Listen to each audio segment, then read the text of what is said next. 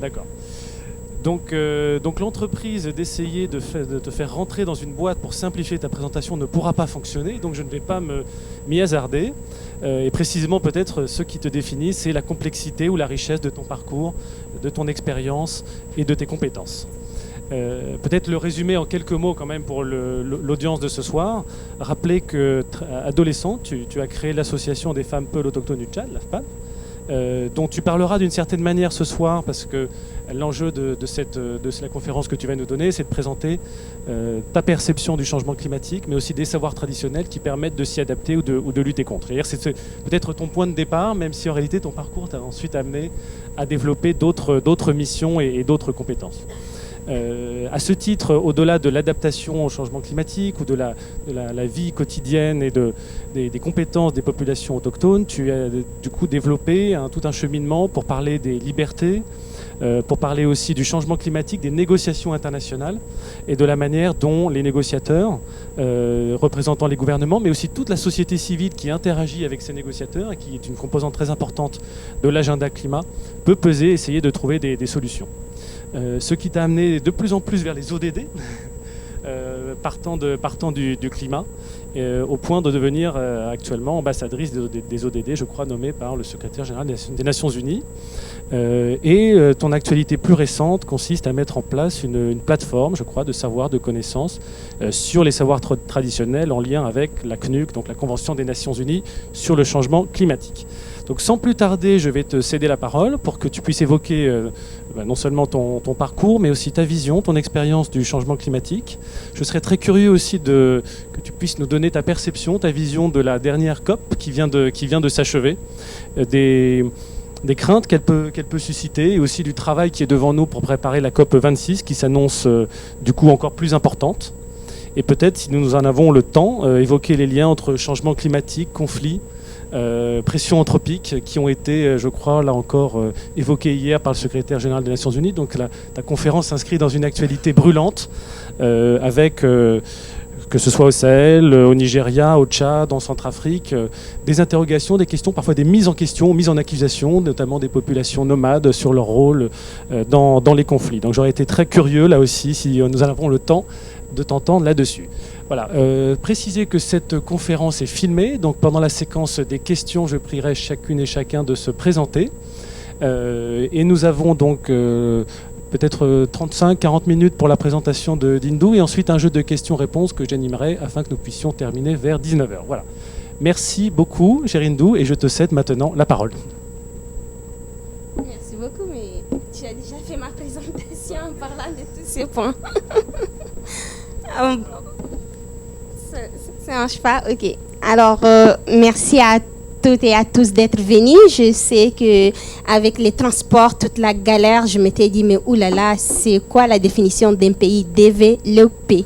Parce que moi, venant d'un pays en développement et courant partout à Paris, je m'étais dit, mais oula, peut-être il n'y aura personne. Et je suis très contente de voir que vous êtes tous venus, vu l'importance. Donc, les transports ne va pas être un moyen qui va nous empêcher de se voir ou de communiquer. Donc ça, c'est déjà une très, très bonne chose. Et merci beaucoup, Thomas, d'avoir organisé cette conférence et de m'avoir invité et de me donner cette occasion de présenter un peu ce que je fais, mais ce que nous tous, peut-être, verront d'une autre manière pour changer le monde, pour transformer le monde, pour pouvoir vivre mieux. Alors, je ne vais pas m'asseoir. Je vais peut-être être là. J'ai les tout. Je vous empêche pas de voir, je crois. Ok, super. Alors, je vais vous faire une présentation en 3 sessions. Premièrement, d'abord le changement climatique au Tchad, ses impacts sur les peuples autochtones. Je vais vous expliquer un peu vraiment comment ça se passe dans la région et quel impact que nous sommes en train de subir actuellement, pas les impacts passés. Et puis, les connaissances et savoirs traditionnels. Je vais vous parler de ça en profondeur. Je pense que c'est très important maintenant de comprendre c'est quoi ces savoirs que les communautés détiennent.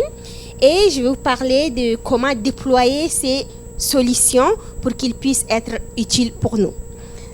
je ne veux pas que vous ayez la torticolis pendant 30 minutes ou plus. Donc, si vous voulez être là ou là, moi, ça ne me dérangerait pas. Super. Merci beaucoup. Alors, je vais commencer par vous présenter les impacts du changement climatique sur les peuples autochtones. Thomas m'a présenté déjà, mais juste pour ajouter, je viens d'une communauté Peul, qui est Peul Mbororo, qui sont des nomades et des semi-nomades, vivants et dépendants de bœufs. Et nous sommes appelés Mbororo. Mbororo, c'est les noms des noms animaux. Donc, on dit les bœufs Mbororo. Et quand j'étais à l'école, j'étais aussi contente d'apprendre, au moins on est dans l'histoire du Tchad, on parle de Zébi Mbororo. Et nous, en tant que communauté, on est appelés derrière ce bœuf qui sont des vaches rouges avec de grandes cornes. Et ce qui fait que certains sont nomades à 100% au Tchad, on est toujours derrière le pâturage. On est toujours en train de se déplacer 2 jours ici, 3 jours ici. Et on peut se déplacer jusqu'à au-delà de 1000 km. Parce qu'on est transfrontalier. Et on a aussi des communautés qui sont des semi-nomades. Parce que ceux-là ont perdu leur bétail et on essayait de coopter et du coup ils ont une terre quelque part et ils peuvent partir pendant la saison sèche pour trouver de l'eau et des pâturages quelque part et revenir pendant la saison de pluie. Et là, ce sont des agro-pasteurs, on peut le dire, mais ce sont aussi des semi-nomades qui n'étaient pas à l'origine des personnes sédentaires. Alors, sur notre parcours de transhumance, ma communauté vient de 5 pays. Tchad, Cameroun, Niger, Nigeria et la Centrafrique. Et si vous voyez sur la carte, c'est une carte faite par le chercheur. Donc, on transime jusqu'au fleuve du Congo. Et si vous avez entendu, en 2010, il y avait eu une résolution de l'Union africaine sur la transhumance des Mbororo jusqu'en RDC. Et pour eux, j'avais juste discuté avec mon président qui rigolait. Il a dit, tu sais, quand on était à l'Union africaine avec le président Kabila, entre-temps, il a dit, tu arrêtes le Peul Mbororo qui vient jusqu'à notre forêt. Et moi, je lui ai dit, bon, tu arrêtes d'être fertile comme terre et comme ça, ils vont arrêter. Donc, pour nous, on suit toujours la terre qui est fertile. C'est ça qui fait qu'on n'a pas de frontières. Même les pays sont limités par les colonisations qui ont fait Tchad, Cameroun, Niger, Nigeria. Personnellement, là où je suis, j'ai ma famille. Et si je dis ma famille, c'est direct mon oncle paternel qui est en Centrafrique, mon oncle paternel qui est au Cameroun, mes tantes qui sont au Cameroun, qui sont au Niger, qui sont au Nigeria. Donc, directement, ma famille est liée et ils ont des nationalités, des cartes d'identité là-bas. Et moi, comme je suis née au Tchad, je suis tchadienne. Alors du coup, on est transfrontalier et c'est ce qui permet aussi de restaurer les écosystèmes de toute cette région. Mais c'est quoi les impacts du changement climatique dans le Sahel? Alors pour nous, on avait fait l'étude dans mon organisation, juste pour jouer avec les données existantes. C'est les données de la Banque mondiale. De 1901 jusqu'à maintenant, on a déjà plus 1,5 degré de moyenne. Pour dire que quand on parle du réchauffement climatique, de l'augmentation de la température, ce n'est pas seulement des chiffres pour parler, mais quand on prend les études scientifiques, on voit comment ça augmente. Et si on voit déjà en un siècle, la moyenne est de 1,5, et si on prend la maximale, je crois que nous tous, on va comprendre combien on a plus chaud. Et en regardant la télé ce matin, j'ai vu en Australie, c'est la panique partout parce qu'ils sont à 42 degrés. Alors nous, on est en train de vivre 48 jusqu'à 50 degrés à l'ombre. Et du coup, pour nous, ces impacts du changement climatique ne s'arrêtent pas seulement sur l'augmentation de la température parce que ça dégrade la mode de vie de la population. Ça impacte l'agriculture, ça impacte l'élevage, dont les modes de production sont devenus pour les communautés des grands challenges pour nourrir leurs familles. Et la dégradation des saisons, on les voit tous les jours. On dit dans le Sahel, on a 3 saisons. La saison froide, la saison chaude et la saison de pluie. Mais rassurez-vous, notre saison froide, on ne porte pas de manteau ni de bottes parce que c'est 20 degrés durant la nuit et on dort, ça c'est bien, et 35 pendant le jour. Alors la saison de pluie qui a changé pour nous, donc elle est devenue de plus en plus courte. elle n'est pas régulière. Il peut y avoir des pluies qui arrivent pendant une semaine sans arrêt, qui font des inondations et qui inondent toutes les cultures qu'on a déjà plantées. Et subi par 2-3 semaines de pas de pluie, que le soleil, et qui assèche ce qu'on a planté. Et ça, je vous parle de cette année. Parce que cette année, au début de l'année, la pluie a commencé tard, et après il y a eu beaucoup de pluie, et les gens ont planté, on était tous contents, et la pluie s'est arrêtée. Tout le monde croyait que la saison est finie, et tout d'un coup, la pluie a repris. Pour nous, en tant qu'éleveurs, le pâturage qui avait poussé a été inondé. Et quand ça inonde, après un certain moment, les pâturages pourrissent.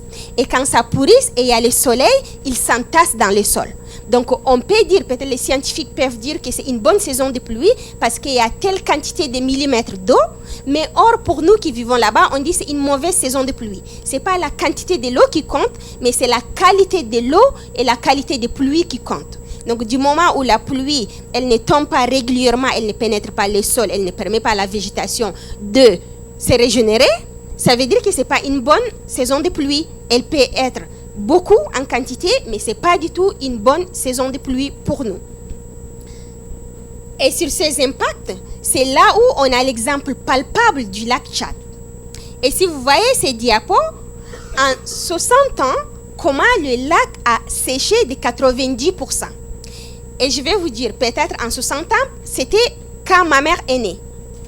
Et elle est en vie, heureusement pour moi, oui.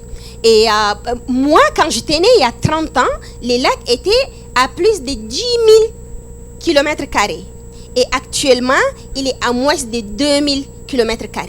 Donc, pour dire que même si les scientifiques disent non, le lac va se régénérer, déjà, moi, quand j'étais enfant et jusqu'à là, je vois combien ce lac a asséché et continue d'être asséché. Je ne pense pas qu'il va se régénérer par un bâton magique comme ça. Pourquoi? Parce que le lac, ce n'est pas juste l'eau de pluie qui vient directement dans le lac qui le régénère. Il y a plein d'affluents. Et ces affluents, à ces fleuves, ils sont devenus secs. Pendant la saison sec, si vous venez en N'Djamena, vous pouvez traverser les fleuves Chari et Logone à pied. Ce n'était pas comme ça. Et les petits affluents de ces fleuves Chari et Logone, maintenant, ont séché et certains ont disparu à jamais. Et personnellement, j'ai vécu aussi des lacs qui existaient quand j'étais enfant qui ont disparu, mais disparu à jamais. Donc les lacs, c'est grand, on peut donner l'exemple, mais quand on parle de l'assèchement des lacs dans le Sahel, on en parle de plusieurs fleuves qui ont déjà disparu. Et ce qui est encore plus compliqué, ça a des conséquences sur la vie des gens. La pauvreté devient de plus en plus accrue.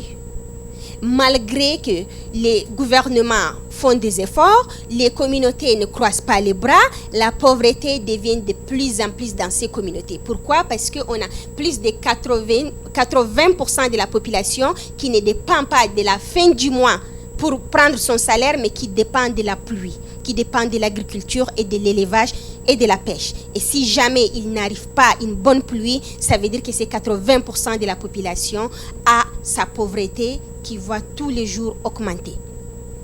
Et c'est ça qui fait aussi les problèmes de l'insécurité alimentaire. J'avais essayé de travailler avec le PAM parce qu'il ne pouvait pas aller dans certaines régions du Tchad, comme c'est les Nations Unies, c'est les zones rouges qu'on dise. Et il ne pouvait pas aller. Moi, je m'étais dit, j'étais volontaire pour aller. Mais si on part, on trouve une famille entière qui n'a rien à manger que des fruits des savonniers qui sont amers. Et là, ils sont obligés de les casser, d'enlever ces fruits et d'essayer de les laver à plusieurs reprises pour donner à ces enfants comme la nourriture. Ça, c'était en 2006. Et ça ne fait qu'augmenter l'insécurité alimentaire dans toute la région. On se demande qu'est-ce qui ne va pas, parce que malgré l'aide des Nations Unies, malgré la culture des gens, malgré tout, l'insécurité alimentaire ne fait qu'augmenter. Donc ça veut dire qu'il y a un problème. Et ce problème, c'est le dérèglement de saison. Pour nous, c'est vraiment très simple. Dans ma communauté, on avait la saison de pluie où on traite le bœuf 2 fois par jour, le matin et le soir. nos vaches ne sont pas très laitières, mais on peut trouver au moins 1 litre le matin, 1 litre le soir d'une vache. Et imaginez si vous avez 100 vaches, ça veut dire que vous avez une bonne quantité de lait. Vous pouvez boire, vous pouvez faire du beurre, vous pouvez vendre, vous pouvez donner. Et c'était pareil quand je faisais avec ma grand-mère, je vendais le lait, on vendait du beurre, je vendais pour 100 francs CFA, c'est je ne sais pas combien de centimes ici, mais on était tous contents. Ça, quand j'étais jeune, il y a 20 ans, on peut dire. Mais maintenant, pendant la saison de pluie, on traite 1 fois par jour. Et là, j'étais dans la communauté juste avant de venir. 1 fois par jour. Pendant la saison sèche, on traite 1 fois. Et maintenant, pendant la saison sèche, on traite 1 fois tous les 2 jours. Et pourquoi? Parce que les premiers jours, on traite pour notre consommation. Les deuxièmes jours, on laisse les laits pour le veau. Pour qu'ils puissent téter la maman, ils partent ensemble. On ne l'attache pas. D'habitude, on l'attache. C'est les mamans qui vont au pâturage. Quand ils reviennent, on détache 1 par 1 pour traire. Mais les deuxièmes jours, on les détache tous. Ils doivent partir avec le maman et essayer de survivre. Et la perte de cette quantité de lait, pour nous, c'est énorme parce que c'est notre économie, c'est notre survie. Et on voit tout est en train de partir et c'est de diminuer. Au lieu d'avoir 1 litre, on a juste un petit verre par jour. Et quand on voit qu'est-ce qui ça engendre tout ça, ça engendre les conflits. Les conflits intercommunautaires, c'est normal parce que tout le monde veut avoir les terres pour cultiver, tout le monde veut avoir les terres pour le pâturage et ça devient la loi du plus fort. Et ce n'est pas seulement au Tchad. Ça, c'est les grands problèmes qui se passent maintenant partout dans le Sahel. En mars, on a vu plus de 160 personnes tuées entre les Dogons et les Peuls. C'est très tragique parce que les Dogons et les Peuls vivaient en harmonie. Ceux-là sont des agriculteurs de terre, ceux-là sont des éleveurs, on échangeait. Et c'est ce qui se passe aussi dans ma communauté, on échange toujours entre cultivateurs et éleveurs. Mais maintenant, ils sont devenus des ennemis parce qu'ils veulent se battre pour le morceau de terre fertile qui reste. Tout le monde veut survivre. Je crois que si on n'a pas de l'eau, on a juste ces verres d'eau dans la salle et on est en train de mourir de soif, on va voir les plus forts, va les boire. Et ça, c'est juste l'exemple dans la salle. Et imaginez, sur une grande terre pour un père de famille qui doit nourrir sa communauté. Hier, le secrétaire général de l'ONU avait fait une vidéo pour tout le monde. Il a dit, dans le Sahel, il y a des gens qui se battent à cause des changements climatiques et les gens s'entretuent et on met toujours porter le chapeau pour le peuple. Et il parlait des problèmes du Nigeria. Les gens, c'est facile de mettre les problèmes politiques pour dire oui parce qu'il y a les chrétiens, parce qu'il y a les musulmans. Moi, j'ai grandi dans une communauté où on vit en harmonie jusqu'à maintenant, les chrétiens, les musulmans, tous ensemble. On prie Dieu, point barre. C'est tout. La manière de la prier, chacun le fait de sa façon. Mais les gens ne se battent pas pour prier Dieu. Ils se battent pour accéder au pays des ressources. Et tout le monde, je crois, est toujours prêt pour tuer, rien que pour survivre, pour manger. Et ça, c'est la loi d'un être humain en tant qu'animal. On doit le faire parce qu'on veut tous survivre. Et il a parlé de ça hier dans le Sahel. Les conflits sont accrus à cause de ces ressources naturelles qui les font se battre. Et je veux vous dire, nous, on les vit tous les jours dans les communautés. Et c'est ça qui devient les terres fertiles pour les groupes comme Boko Haram. C'est très triste, mais pourquoi ils ne finissent pas? Pourquoi on ne se pose pas la question? Malgré qu'on les bat tous les jours, ils sont là et ils arrivent à recruter des gens. Ils arrivent à les recruter parce que le rôle d'une femme et d'un homme dans une communauté est différent. Dans le Sahel, l'homme est chargé de nourrir sa famille et il ne peut pas la nourrir de son salaire, il peut la nourrir si jamais il a son bétail, si jamais il a son agriculture, il a sa pêche. Et d'une manière ou d'une autre, s'il n'arrive pas de le faire, sa dignité est mise en péril. Et quand il n'a pas de dignité, il est prêt à faire tout et n'importe quoi. Soit il doit le répondre en partant très loin, et ça c'est ce qu'on appelle l'immigration, soit il doit le répondre en rejoignant ces groupes de terroristes qui lui proposent de l'argent. Et du coup, de toute manière, il n'a pas le choix. De toute manière, sa dignité est mise en péril. Quand on parle de l'immigration au niveau international est très médiatisée. Il y a les gens qui prennent la Méditerranée pour venir en Europe tout le temps. Et là, ça n'arrête pas de parler. Et c'est triste, oui, pour les pays développés qui doivent mettre de nouvelles lois, de nouveaux mécanismes pour les accueillir. Mais essayez de penser à ce qu'ils laissent derrière eux, aux femmes et aux enfants, à toutes leurs familles qu'ils laissent derrière eux. C'est ça où se trouve la plus tristesse possible. Ces femmes qui jouent les rôles des hommes, les rôles des femmes, qui doivent faire la sécurité de leur famille, qui doivent les nourrir. Et c'est là où elles deviennent des innovatrices, qu'elles deviennent des héros pour moi. Parce qu'elles peuvent transformer les paix qu'elles en ont pour nourrir cette famille et pour la protéger. En plus, il y a la migration interne. Parce que externe, oui. Si on essaye de voir maintenant, ce n'est pas seulement pour l'économie, ce n'est pas le plus valide. Il y a la migration des femmes, des enfants, de tout le monde qui prennent ces risques. Ils ne les prennent pas par plaisir, ils les prennent parce que rien ne donne chez eux. Mais on les vit plus encore sur la migration interne, interrégionale. Et c'est ce qui se passe autour du lac Tchad. Vous allez voir des gens qui viennent de l'Est, qui viennent de l'Ouest, qui prennent les terres humides, qui font le champ. Et ça crée des conflits entre les gens qui sont sur place et les gens qui viennent d'ailleurs. Et c'est pareil pour la pêche. Les gens qui viennent de Nigeria, de Niger, du côté de Tchad, parce que l'eau est restée du côté de Tchad pour faire de nouveaux pêcheurs. Et ils pêchent tout parce qu'ils ne pensent pas aux bébés poissons ou bien aux gros poissons parce qu'ils veulent avoir leur survie. Et cette migration interne, elle crée des conflits intercommunautaires et puis elle crée aussi les pertes des ressources naturelles qu'on ne voit pas. Et c'est ça les impacts du changement climatique et c'est ça ce qu'on vit chez nous.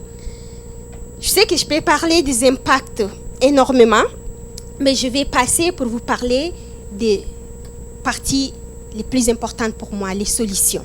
Et c'est les solutions basées sur les connaissances et savoirs traditionnels. Les connaissances des peuples autochtones. Peut-être dans les pays développés, tout le monde a un téléphone portable, un smartphone, un iPhone. C'est une belle innovation. Mais je vais vous présenter la meilleure innovation pour nous, c'est la grand-mère. Les grands-mères autochtones sont les meilleures innovations pour nous. Et pourquoi? Peut-être les téléphones portables. Quand vous sortez, vous pouvez regarder votre application, s'il va pleuvoir, ou bien il va faire froid, ou bien il va faire le soleil, pour voir quel accessoire prendre. Les lunettes, le jacket, ou bien les parapluies. Mais pour nous, je peux vous dire, ma grand-mère est la meilleure application parce qu'elle ne va pas prévoir seulement pour 2 semaines sur comme les smartphones. Elle peut vous dire dans 12 mois si l'année sera bonne ou pas. Et elle peut vous dire ça juste en observant sa nature, en observant la direction du vent, en observant les fruits des arbres, en observant les insectes, en observant les positions des étoiles pour vous prédire 12 mois de l'année. Et bien sûr, on les fait journalier, mensuel, 3 mois, mais plus qu'un smartphone. Alors, si vous devrez choisir un téléphone que vous allez charger et payer l'Internet, et ma grand-mère, je crois que le choix est clair. Alors, je vais vous donner des exemples sur ça. Dans le Sahel, si vous voyez, les Peuls Mbororo, comment ils font les prévisions saisonnières. On se déplace tout le temps. Et on ne se déplace pas juste parce qu'on a envie de se déplacer. On suit nos bœufs. Et je vais vous donner un exemple. Si la saison de pluie arrive, le bœuf qui ne parle pas, quand il se couche, ils auront leur tête toujours vers le sud. Si vous avez l'occasion, vous partez dans les communautés, faites cet exemple. Vous pouvez les taper avec un bâton, faire n'importe quoi. Ils ne vont jamais se tourner pour mettre leur tête vers le nord. Ils vont mettre toujours leur tête vers le sud. Pourquoi? Parce qu'ils sentent la saison arrive. Et là, nous, on sait, on doit bouger de cet endroit. Un smartphone, je crois qu'il ne pourra pas le faire. Même si je respecte les technologies et leurs avancées. Et ils peuvent vous dire pendant combien de temps la saison va rester, juste en observant les différentes natures devant eux. Je vais vous donner un autre exemple. Comment je fais venir le scientifique dans ma communauté. On était comme ça en train de discuter. Ils ont dit oui, les connaissances sont importantes, mais les connaissances scientifiques sont importantes. Je dis oui, c'est très important. Mais vous donnez ces connaissances à la télé, à la radio. Dans ma communauté, les gens n'ont même pas accès à l'électricité. Alors comment ils vont écouter ça pour que ça leur soit utile? Alors si vous changez les stratégies pour leur donner des informations à eux, ça va leur être utile. Mais pour le faire, peut-être venez dans ma communauté et voir. Et j'avais pris les 5 météorologues qui existent en N'Djamena pour les amener avec moi. J'ai dit, faites-vous des amis et puis restez. Bon, on ne travaille pas. Ben si, on va travailler, mais on se fait des amis. Comme ça, on va observer. C'était la saison des pluies, heureusement pour moi. Et dans une communauté nomade, tout de suite, vous voyez, les gens sont en train de ranger les effets. Ils disent, ben, on va se déplacer. Je dis, non, on ne va pas se déplacer. Il va pleuvoir. Et puis, ils regardent le ciel et puis ils rigolent. Ben oui, il va pleuvoir. Ben, il n'y a pas de nuages, hein, c'est pas encore, donc vous pouvez prendre votre temps. On dit, oui, bon, non, nous, quand même, on ne prend pas notre temps. On va arranger les effets parce qu'il va pleuvoir d'ici 2 heures maximum. Et tout d'un coup, vous voyez la pluie qui commence à tomber. Et nous, on est déjà prêts. Et les scientifiques qui courent partout, qui se mettent sous les arbres, qui essayent d'arranger leurs effets. Les mal effets, ils sont mouillés. Nous, on est bien. Après la pluie, c'est là où la vraie discussion commence. Ils disent, mais comment vous savez qu'il va pleuvoir? Ben, on dit, ben, on a observé, il y a les insectes qui ont pris leurs œufs pour mettre dans leur nid. Ça veut dire que comme ils ne connaissent pas parler, d'ici 2 heures du temps, il va pleuvoir et ils ne vont pas laisser leurs œufs se font emporter par la pluie. Ils connaissent qu'est-ce qu'il faut faire. Et ça, c'est juste une chose. Et ils disent, ah d'accord, ok, ben nous, on a les connaissances, mais on ne met pas les connaissances écologiques et les connaissances astrologiques, ainsi de suite, pour le faire. Et c'est là où on a fait 3-4 jours avec eux et à la fin, on est revenu en N'Djamena pour faire un atelier entre les scientifiques, les détenteurs de connaissances traditionnelles et les politiciens. Et c'était les scientifiques qui parlaient à notre place, qui présentaient leur expérience et qui disaient, quand les femmes nous disaient ça, on disait non. Et quand les lézards s'est multipliés, ils nous disaient ça. Et nous, on croit que oui, leurs connaissances sont meilleures. Et c'est là où on a commencé depuis 6 ans de travailler entre les météorologues et la communauté Pelmbororo. Pour vous donner juste ces exemples de ces connaissances qui sont très variées. Et ces connaissances ne sont pas seulement pour nous. On les partage avec les agriculteurs pour leur donner de meilleures informations afin qu'ils puissent planter leurs champs. Je vais vous donner un autre exemple. Les peuples autochtones en général, si vous voyez, dans le Pacifique, quand un ouragan vient, vous savez très bien que les gens ne sont pas préparés au début. Mais les autochtones, ils savent quand est-ce qu'il faudrait se mettre à l'abri. Et ils ne le savent pas parce qu'il y a, je sais pas, une antenne quelque part qui les informe, mais parce qu'ils observent la nature qui est autour d'eux. Et ils le disent, ils observent leurs chevaux, ils observent les oiseaux, ils observent tout ce qui est vivant autour d'eux, qui change de comportement, et ils savent très bien qu'il y a quelque chose qui arrive, et ce tremblement de terre quelque part qui va faire un ouragan, un typhon, quelque chose va arriver d'une minute à une autre, et ils se mettent à un point là où ça ne les touche pas. Et ça, c'est des connaissances traditionnelles très énormes pour la prévention des catastrophes. C'est pareil pour les autochtones qui se trouvent dans l'Amazonie, qui se trouvent un peu partout, je peux dire, dans le monde, pour faire leurs prévisions et de la nourriture. Après un ouragan passé, ils savent quelles plantes il faudrait manger pour ne pas mourir de faim. Et ils savent où trouver de l'eau pour aussi boire. Donc, ces connaissances qui permettent des générations à survivre pendant des millénaires, sont des connaissances énormes pour la protection de notre écosystème. Et c'est pareil dans le Sahel, si vous voyez. Si vous voulez traverser du Tchad jusqu'en Libye dans le désert, on ne part pas avec un GPS. On part avec un GPS humain. Parce que les dunes de sable se déplacent. Mais ils savent exactement là où trouver un puits d'eau. Et quand ils arrivent à cet endroit, ils disent on arrête. Et la voiture s'arrête. Et ils commencent à prendre leur pelle pour dégager le sable. Et il y a un puits qui a de l'eau fraîche qui se trouve là. Et c'est ça la magie des gens qui comprennent leur nature. Et ils savent exactement comment survivre avec cette nature. Et ça, c'est de vécus qui sont chez moi. Alors, mais ces modes de vie traditionnels des peuples autochtones. Maintenant, on en parle beaucoup des solutions basées sur la nature. Je ne sais pas si vous avez entendu parler, partout dans les négociations internationales, oui, solutions basées sur la nature, ça c'est le plus important, on doit respecter la nature. Eh bien, pour nous, on dit, c'est notre mode de vie. Pourquoi c'est notre mode de vie? Parce que déjà, si vous allez en Arctique, les autochtones Sami qui ont l'air, comment dire, rangers, qui ont l'air reines, ils savent exactement où les rennes vont diguer pour trouver du pâturage pendant une saison où la glace est, comment on dit, elle est séchée et que tout devient plus dur pour eux. Et les rennes, avec leur corps, n'arrivent pas à diguer. Ils savent exactement où aller pour que la glace soit mou et ils trouvent le pâturage. Et même si je viens d'une région qui n'est pas glaciale, c'est ça l'importance d'échanger entre les autochtones sur les connaissances traditionnelles. Et si vous voyez les autochtones en Amazonie, d'abord, les peuples autochtones dans le monde, on protège 80% de la biodiversité.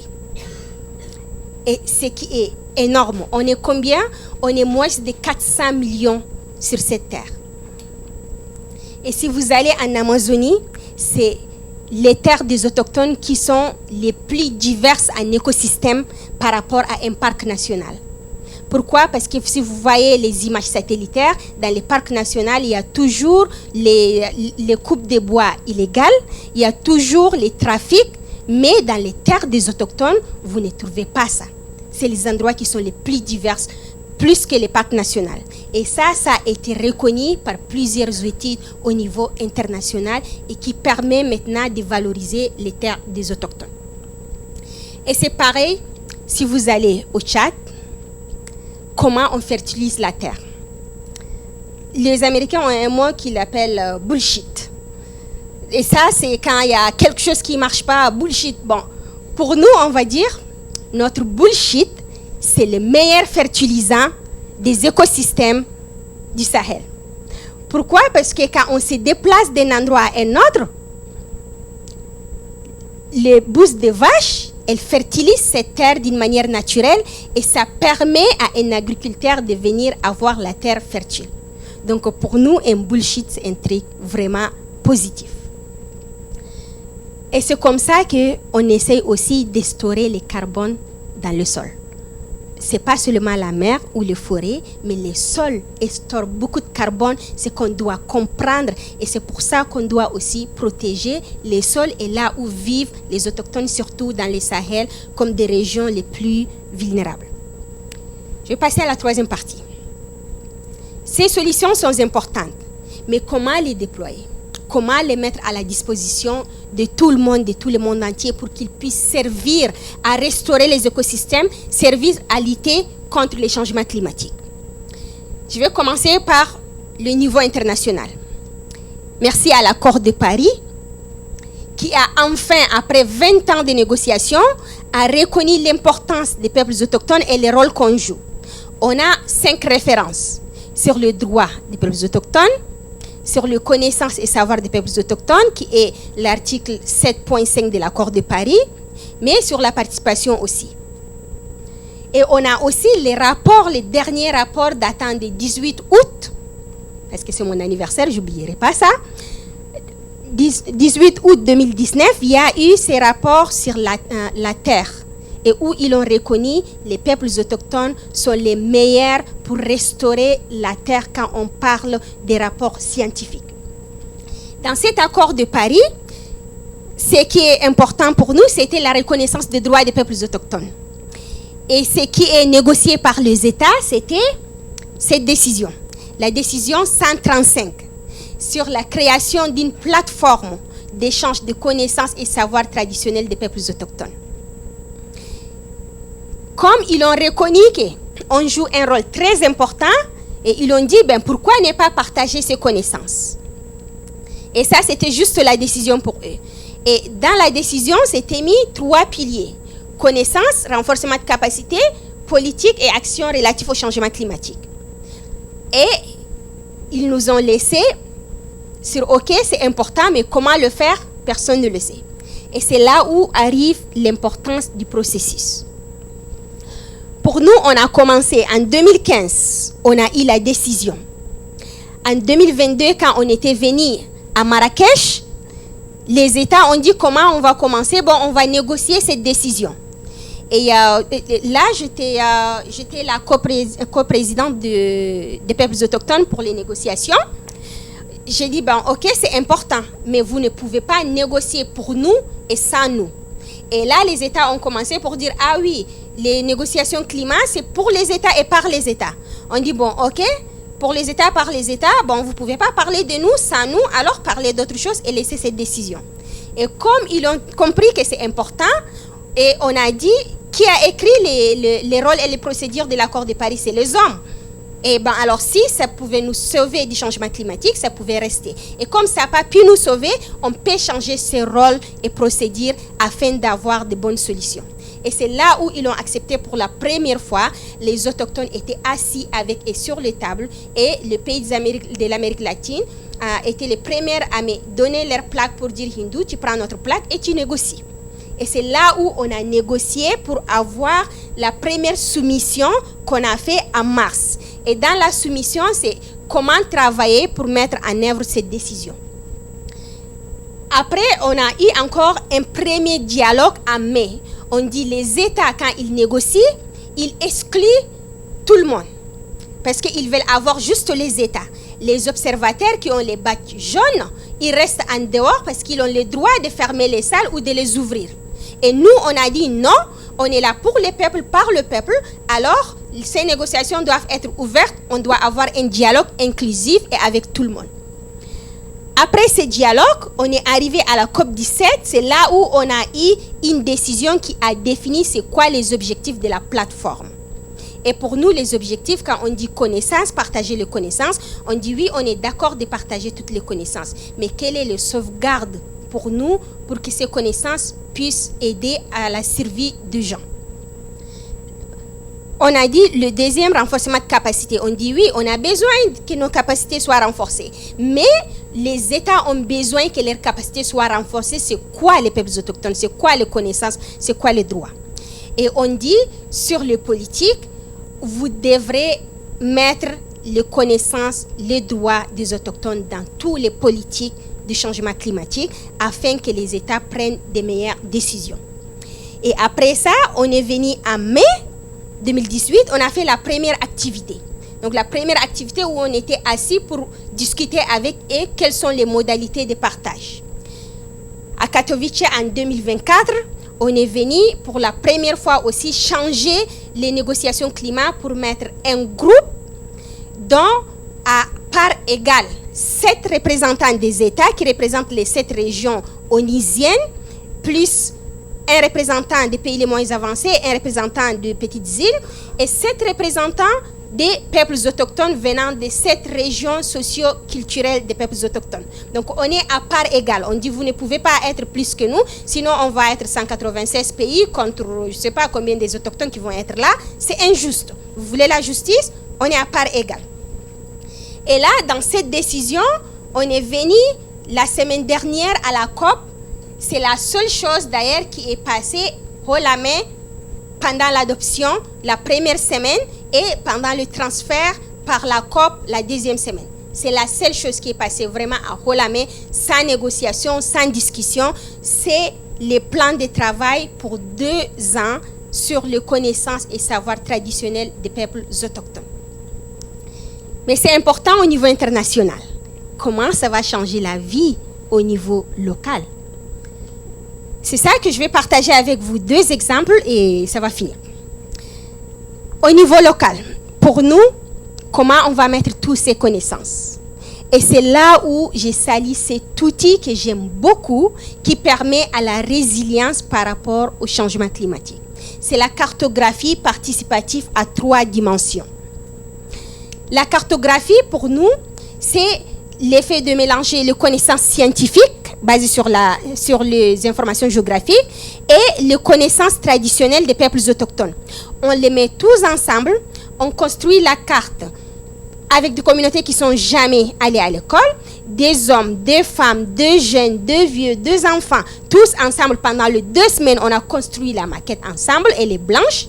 Et les hommes sont venus pour mettre les grands repères, là où il y a la montagne, là où il y a l'eau, là où il y a le fleuve, là où il y a les villages, là où il y a les forêts traditionnelles, les parties des prières, ainsi de suite. Et on dit, bon, ok, et les femmes, vous permettez qu'elles viennent? Ben oui, elles viennent. Et quand les femmes sont venues, elles mettent toutes les connaissances des détails. C'est là où je cherche l'eau pendant tel mois. C'est là où je cherche la nourriture. C'est là où je cherche la connaissance traditionnelle. Et c'est là où je prends cette plante si jamais mon enfant a la diarrhée. Donc, toutes les connaissances, on les a mises et on dit aux hommes, qu'est-ce que vous en pensez de ce que les femmes ont dit? Ils disent, ah ben oui, elles ont raison. Elles ont raison. Alors, ça permet de créer aussi un dialogue entre les hommes et les femmes pour trouver des solutions. Et ça permet à avoir une maquette beaucoup plus détaillée parce qu'après ça, on l'a digitalisé, on l'a mis avec les connaissances scientifiques, en fait, avec une carte satellitaire des NASA qui était vendue très cher pour une entreprise pétrolière au Tchad. C'est vraiment des plus hautes dimensions. On dit, bon, ok, vous permettez de nous donner ça pour juste voir les informations. On l'a juxtaposé. La carte qu'on a faite est plus détaillée et a plus des informations que la carte satellitaire des scientifiques. Et pour nous, elle permet à aider la communauté à faire l'adaptation, à mieux gérer les ressources naturelles. Elle permet à atténuer les conflits intercommunautaires parce que sur la carte, on voit bien les couloirs de transhumance et on voit bien le champ. Si jamais un couloir, je vous donne juste l'exemple, les rouges que vous voyez, c'est le couloir de transhumance. Les jaunes, c'est les agricultures. Les marrons, c'est les montagnes. Le vert, c'est les forêts primaires. Et vous voyez le cours d'eau. Donc, si vous avez un couloir de transhumance qui traverse la zone jaune, il s'arrête toujours là où il y a l'eau.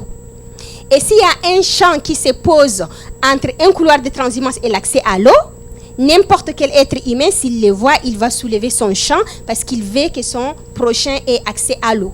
Et là, ça permet à atténuer le conflit. Et ça permet aussi aux communautés de décider de leur développement. Parce que si un projet de l'eau vient, on dit, bon, ok, ces communautés, on va leur mettre de l'eau, ou bien une école, bon, ok, on va les mettre au centre du village, comme ça, tout le monde va avoir l'accès. Ben, peut-être ce n'est pas une bonne idée, parce qu'ils ne sont pas consultés, parce qu'ils ne sont pas allés à l'école. Et les communautés peuvent voir la carte et dire, non, cet endroit, c'est notre endroit où on se réunit si on a un problème tel, ou bien c'est notre endroit sacré. On veut l'école, mais on veut la voir à 5 km plus tard.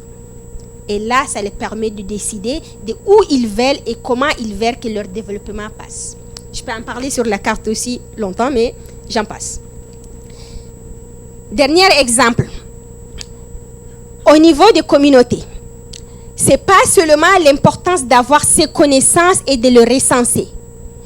Mais on fait un travail sur comment utiliser ces connaissances dans les plans nationaux d'adaptation et dans les contributions nationales déterminées. Les contributions nationales déterminées ont commencé pendant la COP21 à Paris, où tous les États doivent mettre un modèle sur l'atténuation pour la réduction des émissions.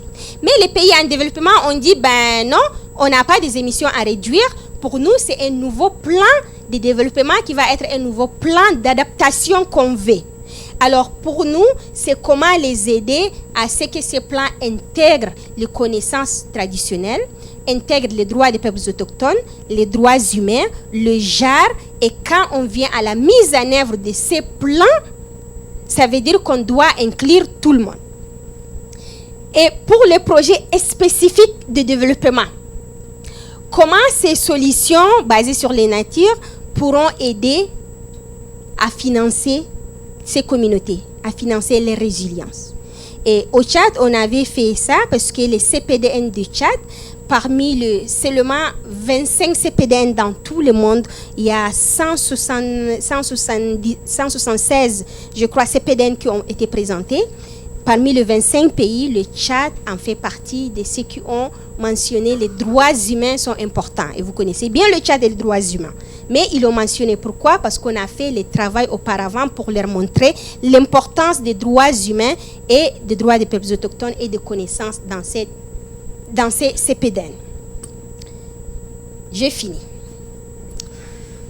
Qu'est-ce qu'on peut faire? Qu'est-ce que tout le monde peut faire? Je crois que ce qui est important, chacun peut faire quelque chose. Chacun peut agir. Chacun peut agir dans sa manière de vie, choisir son énergie, choisir son développement, choisir à acter en solidarité, choisir à comprendre l'information qu'il veut, parce que, comme je vous ai dit, le changement climatique dans le Sahel, c'est les sources de conflits, c'est les sources de migration, c'est les sources de conflits intercommunautaires, tout. Donc, on peut choisir sur comment acter. Deuxièmement, comment intégrer dans chaque programme. Et je crois que l'AFD est mieux placée. L'AFD travaille avec beaucoup de pays. Et maintenant, c'est une bonne nouvelle que l'AFD a plus d'actions sur le climat pour compléter le développement. Donc, comment les actions du climat, les actions du développement pourront intégrer les droits humains, les droits des peuples autochtones, mais reconnaître aussi les connaissances des peuples autochtones sont vitales pour accélérer la lutte contre le changement climatique.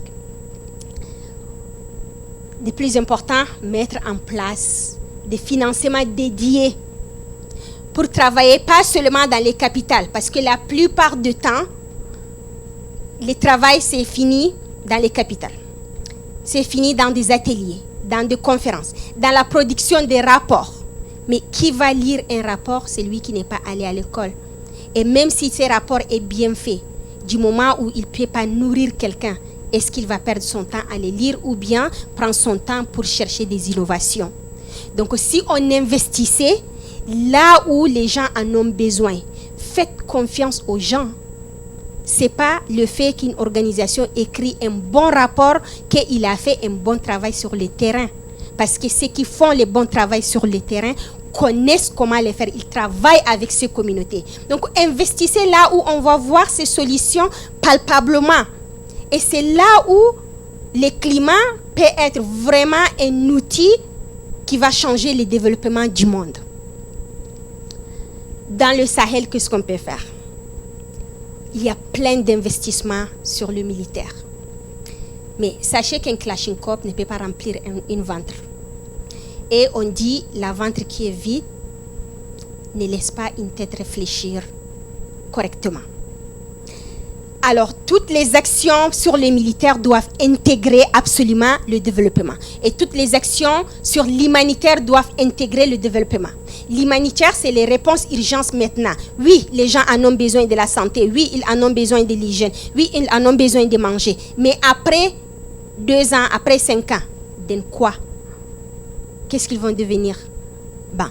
Si on investissait, on intégrait l'humanitaire et le développement ensemble, je crois que les réponses pourront être beaucoup plus palpables pour tout le monde. On a dit quoi? On a dit on a 10 ans, et ça c'est les scientifiques qui ont dit on a 10 ans pour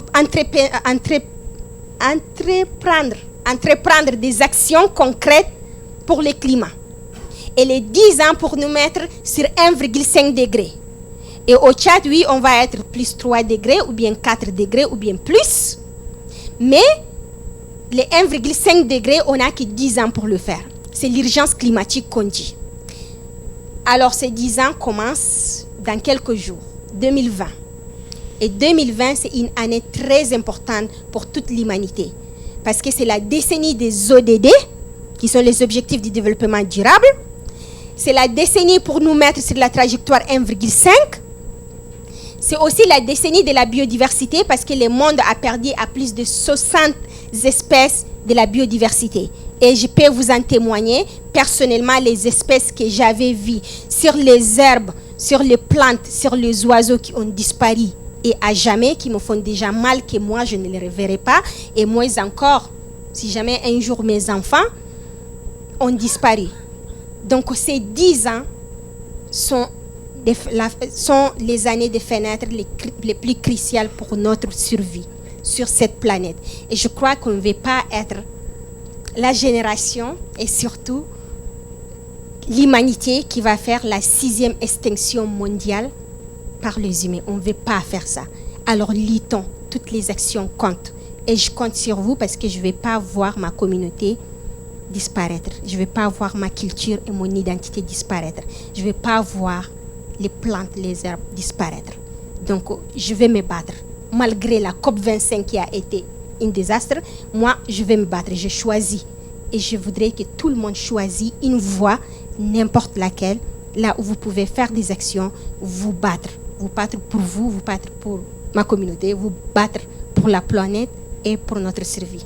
Merci beaucoup.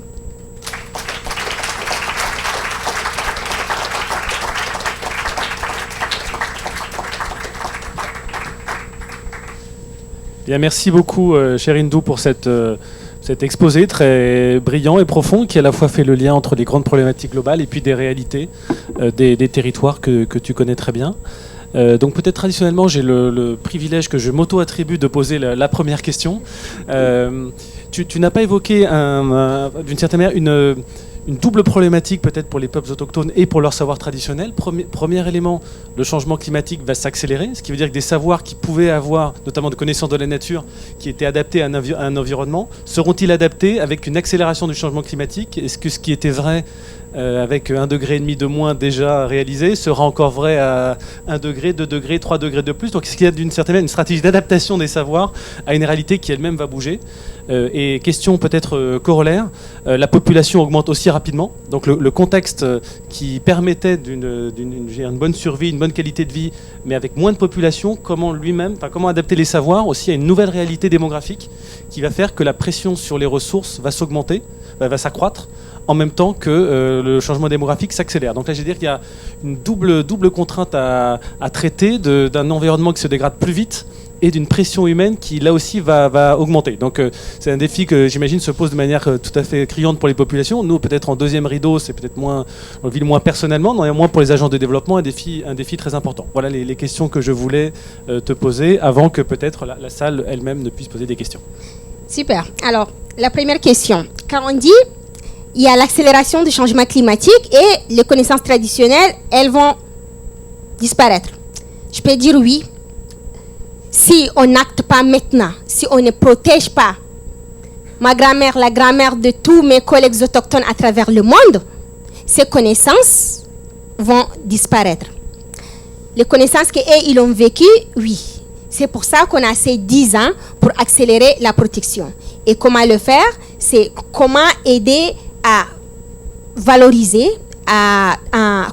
enregistrer ces connaissances dans les communautés elles-mêmes, qu'on puisse continuer la transmission de ces connaissances traditionnelles. Nos connaissances sont oraux. Mais je peux dire aussi, ces connaissances ne vont pas disparaître. Pourquoi? Elles vont s'adapter, elles vont s'améliorer.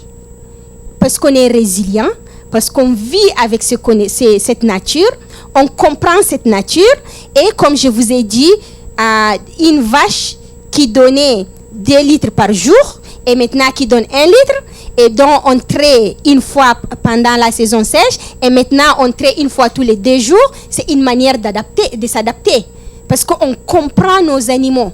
On pouvait bien s'entêter et puis traire tous les jours pendant la saison sèche et puis laisser un peu au veau, mais ça ne va pas marcher. Alors du coup, nos connaissances s'adaptent avec la nature. C'est ça l'importance. On dit que la science évolue, mais les connaissances traditionnelles évoluent. En observant la direction du vent, en observant les déplacements des oiseaux, en observant la reproduction des plantes, des insectes, des animaux, nos connaissances s'améliorent et nos connaissances s'adaptent. Parce que pourquoi? On n'a pas une autre technologie qui va nous aider. Donc, cette technologie naturelle qui existe, on essaye de l'utiliser au maximum et elle nous enseigne au maximum pour qu'on puisse être résilient. Et c'est pour ça qu'on est résilient et on va continuer de l'être. Et c'est ça que je vais vous revenir sur ça rapidement. Hier, j'avais eu une discussion avec des gens. Ils disaient, ben oui, moi, je vais acheter un terrain en Finlande pour mes enfants. Puis c'était des gens bien aisés, c'était pas hindou, quoi. Et puis, parce que avec les changements climatiques, ils vont pas avoir l'endroit, machin. Et puis d'autres qui disaient, ah oui, vraiment, il faudrait qu'on essaye de trouver l'alternative. J'ai dit, vous croyez que vous allez fuir du changement climatique? Et ils ont dit, ben oui, bon, de toute façon, ça va impacter les plus pauvres. Et oui, les pauvres Africains, oui, on pense vraiment, on est en solidarité avec toi, hindou. J'ai dit, bon oui, merci de penser à moi maintenant, mais je pense que pensez à vous. Parce que nous, on est en train d'apprendre de tout ce qui se passe. On est en train d'être résilient. On est en train de construire des solutions. Parce qu'on ne veut pas mourir, on va le faire. Mais les catastrophes climatiques arrivent maintenant très souvent et très radical. Et vous avez vu l'inondation qui s'est passée en France. Les gens couraient partout. Même si tu as 1 milliard, à cette époque, tu ne pouvais pas appeler un hélicoptère venir te chercher. Donc, ce n'est pas les cash qui va vous sauver. Ce qui va vous sauver, c'est d'acter en solidarité maintenant, d'essayer de nous aider. Et quand on va construire ces solutions, on va les renvoyer chez vous. Vous allez apprendre de nous. Donc, c'est ça la beauté aussi de l'humanité. On peut apprendre des pays pauvres comme on peut apprendre des pays riches. Pour revenir à ta deuxième question. Oui, la démographie augmente. Oui, la population augmente. La population mondiale a été toujours reproductive. Mais si on voit la Terre, on a évalué la quantité que la Terre peut prendre. Je crois qu'on n'évalue pas la surexploitation de ses ressources naturelles. Si on arrête la surexploitation, je crois que la Terre peut accueillir le double ou le triple. C'est la surexploitation qui est mauvaise. Au Tchad, on a 1 284 000 km². On a combien de population? On a 16 millions de population. Bon, on peut dire, on peut se partager, je ne sais pas, 20 000 ou ça restera toujours.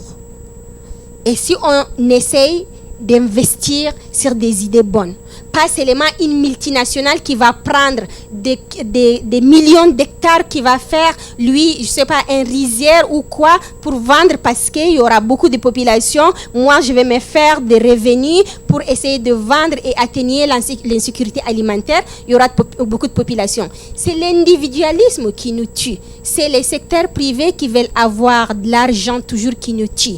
Moi, je ne pense pas que ça va être un problème.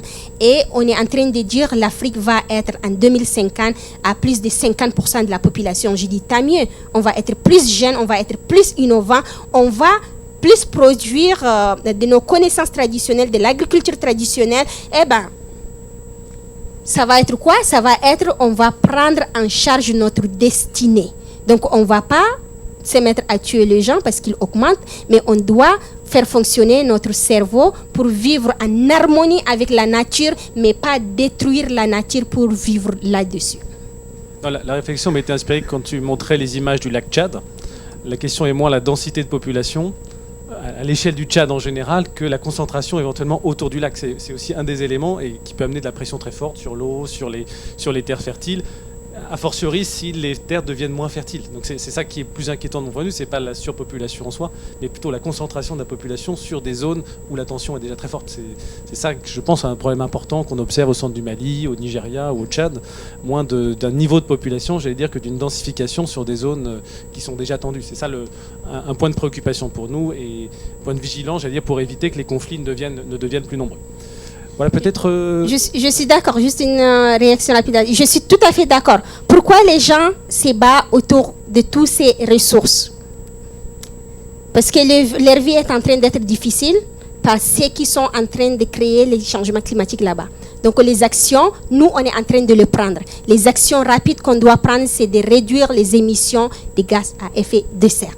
Que tous les centrales à charbon arrêtent, que toutes les énergies fossiles, on arrête. Et comme ça, si on est sur 1,5, nous, on saura comment gérer nos ressources naturelles. Et l'accaparement de terres, nos terres qui les prennent maintenant, on a les Chinois, on a les Indiens, on a les autres qui envahissent nos terres, qui les prennent. Si ces terres fertiles étaient laissées à nous, entre nous, et avec une bonne gestion sur le droit à la terre, je crois qu'on ne serait pas là. Et la plupart de ces terres, malheureusement, sont prises par ceux qui sont les plus forts. Alors peut-être je vais me tourner vers la salle. Est-ce qu'il y a des questions, des demandes de prise de parole? Alors oui, là-bas sur la droite, à ma droite, et puis après monsieur sur la gauche. Donc merci de vous présenter et de faire si possible des questions courtes, précises. Bonjour, merci beaucoup pour votre intervention, c'était très touchant et très inspirant. Donc je m'appelle Julie Bompa, je suis étudiante à AgroParisTech en politique publique et stratégie pour l'environnement. J'ai 2 questions à vous poser. Une première, ce serait sur tout ce qui est solution, donc cartographie, comme vous l'avez évoqué. Est-ce qu'il y a des initiatives comme ça au niveau régional, par exemple sur toute la région Sahel ou dans d'autres régions du monde avec d'autres peuples autochtones? Et ma deuxième question, en fait, porte sur la Commission des Nations Unies pour la lutte contre la désertification. Je voudrais savoir si vous travaillez en partenariat, par exemple, avec cette institution. Merci beaucoup. Merci beaucoup, Julie. Peut-être on peut prendre plusieurs questions, comme ça vous pourrez répondre. Donc il y avait monsieur ici. Alors, si on prend premier, il faut que tu mettes, allez, noter. D'accord, ok. La première question, oui, je peux dire la question est oui, parce que la première cartographie où j'avais participé, c'était pas dans la zone du Sahel, c'était au Gabon. Et on l'avait fait pour la forêt, c'était pas adapté pour les grandes terres. Et on les fait, les cartographies dans les îles pour les autochtones, mais pas aussi sur les grandes terres. Donc la première que moi j'ai faite, c'était au Tchad, sur les grandes terres. Donc il y a plusieurs exemples à voir là, et il y a 3 dimensions, mais on peut faire aussi à 2 dimensions. Maintenant, je pense à faire une carte à 2 dimensions en 2020. Pour la deuxième question, attends, c'était quoi? Oui, les UNCCD. Oui, la convention avec la lutte contre la désertification. Il y a 2 ans, j'avais le mandat de représenter la société civile africaine. Et maintenant, c'est une autre fille qui représente les Africains au Bénin. Donc, pour nous, dans la vie pratique, on ne dit pas, bon, OK, ici, c'est la désertification, ici, c'est la biodiversité, ici, c'est le changement climatique. Pour nous, les 3 conventions de Rio travaillent pour l'environnement et ils travaillent tous ensemble. C'est pour ça qu'on travaille dans les 3 conventions d'une manière égale. Et c'est la convention qui est la moins parlée parce qu'on l'appelle la convention pauvre. Comme elle n'a pas beaucoup d'argent, c'est la convention qui concerne seulement les pays africains et quelques pays de l'Amérique latine. Et alors, il n'y a pas des États qui donnent de l'argent pour que ces activités soient visibles que les activités de la Convention pour la lutte contre le changement climatique ou la biodiversité.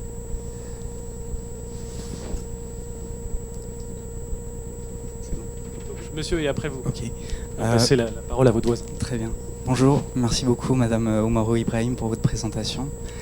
J'avais une question qui concernait le partage des connaissances traditionnelles.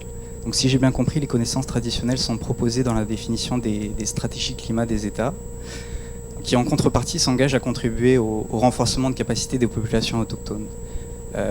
Et là-dessus, j'aimerais avoir votre retour d'expérience. Comment est-ce que s'organise ce partage dans le cas où plusieurs États sont associés, notamment dans le cas de votre communauté, où le Niger et le Tchad également sont associés, où votre communauté en fait couvre plusieurs pays. Est-ce que ça favorise les coopérations transfrontalières ou est-ce que c'est un handicap au contraire? Merci beaucoup. Alors, les connaissances traditionnelles. D'abord, pour vous dire, on ne les met pas sur la table pour les partager avec les gens. Pour les partager, pour nous, on a mis des principes. Et ce sont ces principes qui sont dans la plateforme. Comment ils vont nous aider à mieux maintenir et conserver ces connaissances, à mieux les partager entre nous, les transmettre à l'intergénérationnel. Une manière, la cartographie participative à 3 dimensions qu'on a fait, où il y a les connaissances. On avait accepté avec toutes les communautés. Quelles connaissances vous voulez qu'on traduise en français, en anglais ou en arabe? Quelles connaissances vous voulez qu'on garde en langue maternelle? Parce que les communautés autochtones partout dans le monde ont subi des pillages de connaissances par des scientifiques, qui viennent, qui restent 5 ans maximum, et puis qui réparent, qui écrivent un document qui fait 1000 pages, qui disent, bon, j'ai publié telle connaissance, j'ai mon doctorat en tel. J'ai dit, pardon, alors ma grand-mère, elle a quoi comme diplôme? Elle doit être professeur plus. Parce que toi, tu as juste vécu 5 ans et tu es parti parce que tu connais écrire, tu as écrit ton doctorat, tu vas dire, tu es doctorant. Alors, elle est où la reconnaissance de cette communauté qui utilise cette connaissance? Alors du coup, comme les communautés autochtones ont subi tout ça, pour nous, on veut partager nos connaissances, mais on veut les partager pour les biens communs de l'humanité. On ne va pas les partager. Il y a d'autres qui disaient, bon, si vous les mettez dans Google, ça peut être accessible, Google peut vous aider à faire ça. On dit, pardon, ben non. Nous, on a notre Google à nous-mêmes, on va faire nos connaissances, on a nos grammaires, on va les partager pour notre survie. Donc, interpays. Nos pays déjà sont, nos communautés déjà sont transfrontaliers. Je parle Fulfulde comme ma sœur Binta qui est dans la salle ici, qui est Peul du Burkina. Comme peut-être Baba qui peut être quelque part, qui est du Mali, qui parle Fulfulde. Même si on a les accents, on partage la même langue. Donc dans sa communauté et ma communauté, vu les différents des écosystèmes, on peut se partager. Et je vais vous dire, ces connaissances sont écosystémiques. Déjà au Tchad, je fais aussi ce travail. Les communautés qui vivent autour du lac, les communautés qui sont au centre et qui sont au sud. On a fait 3 calendriers. 3 calendriers, quand on dit calendrier, c'est facile, les gens vont dire janvier, février, mars, avril, décembre, machin. Pour nous, les saisons, les calendriers sont basés sur les saisons. Donc autour du lac, les communautés ont 5 saisons. Au centre et au sud, ils ont 7 saisons. Pourquoi? Parce que les saisons sont écosystémiques. Et c'est pareil, on avait travaillé avec le peuple du Burkina, où et aussi ils ont 7 saisons. Et c'est quoi les saisons pour nous? Il y a les saisons de transition qui sont indiquées par les changements des fleurs, des fruits, les déplacements des oiseaux, le vent, ainsi de suite, pour dire de cette saison, ça va passer cette saison. Et c'est quoi l'importance? Parce que cette saison, il faudrait faire les vaccinations familiales. On n'a pas des hôpitaux et on a nos vaccinations et qui marchent quand même pour les épidémies. Parce que si vous prenez toutes les communautés avec les maladies qui se passent maintenant, on est quand même les moins affectés et les autres ne comprennent pas pourquoi. Parce qu'on utilise ces saisons. Donc ces connaissances sont transfrontalières déjà.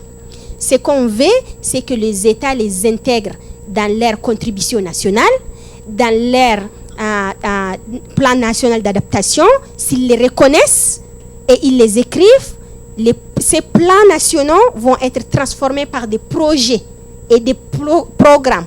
Et donc, s'ils l'ont reconnu dans ces projets et programmes, ils seront là obligés de faire intervenir ces communautés. Et quand ils vont amener une solution, ils vont les aider à transmettre ces connaissances ou bien à faire l'échange interpays. Donc, c'est comme ça qu'en pratique, qu'on voudrait que ça marche. Alors, peut-être Gilles. Oui, merci Hindou pour votre présentation, c'était passionnant et très riche. Vous avez évoqué... Donc Gilles Kletz qui dirige le département des ressources naturelles à l'AFD, voilà, je le dénonce.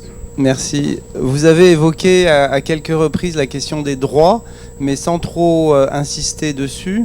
Alors, est-ce que sur la question peuple autochtone, lutte contre le changement climatique, il y a des questions de droits qui sont...